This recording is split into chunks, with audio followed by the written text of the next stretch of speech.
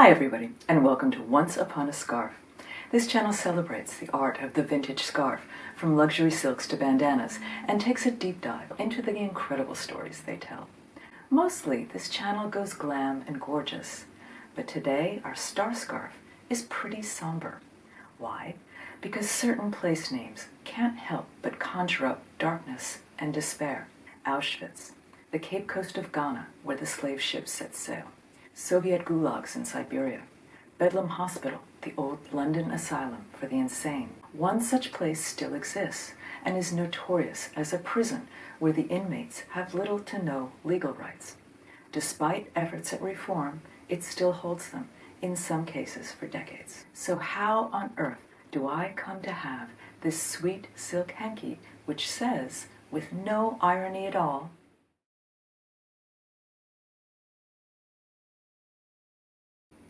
stay tuned to find out. I'm the author of 2 classic books on vintage fashion, Secondhand Chic and It's Vintage Darling. I'm a huge fan of the affordability, versatility, and in this case, living history behind great vintage scarves. I'm so happy to share what I know with you. To understand how and why this hanky came to be, let's quickly run through some history. Guantanamo Bay sits on the southern coast of Cuba.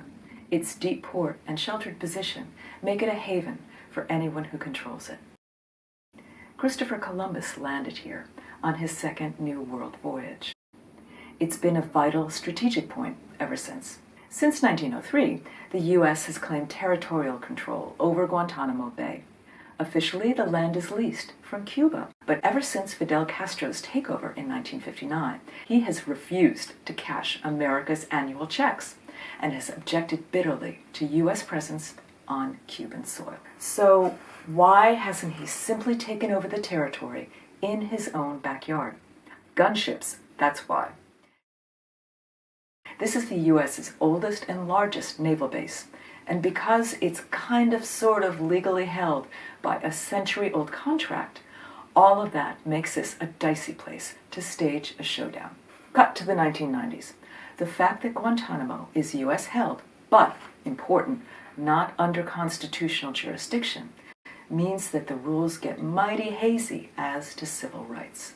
The U.S. first took advantage of that blurry legal situation when it started using Guantanamo as a processing center for asylum seekers, especially as a camp for HIV-positive refugees from Haiti.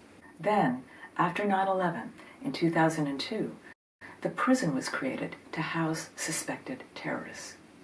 These individuals were deemed of high risk to the United States and were subjected to extreme methods to extract confessions. Many really, really bad people were among the detained. But the human rights question rightfully exists, and many consider the treatment of these prisoners to be a stain on America's reputation. The camp still imprisons 36 individuals, all of whom have been there for at least 15 years. So that's the Guantanamo Bay you and I know. But if you ask the girlfriend of a Navy man in, say, the mid-1950s, the associations might be very different. Because back then, Guantanamo Bay was a major port of call, a place where sailors and Marines engaged in the usual maritime businesses. Sailors assigned to a ship in mid-century America so often left wives and girlfriends behind. Mementos from the life at sea were especially popular as a way to keep strong connection with family and loved ones back home. Letters were exchanged as often as possible, but there was also a need to send other tokens of affection. Jewelry, pillowcases, and of course, hankies and scarves, with locations or insignia or other military imagery attached.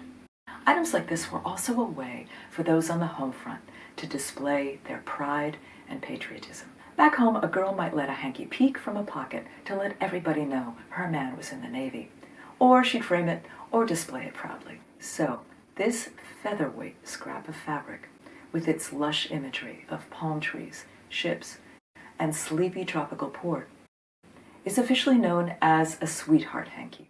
It might even have been used to dry lonely tears.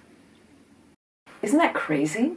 I can think of few examples that illustrate with such a hard-hitting punch how history can flip in this case for the worst. But one thing's for sure.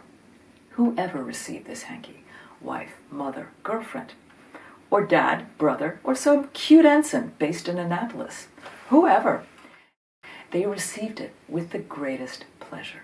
It was a token of love, a distant, shimmering light reflecting off what is now eclipsed into one of the darkest places on Earth. And that's today's scarf story. Please press the usual buttons if you'd like to see more.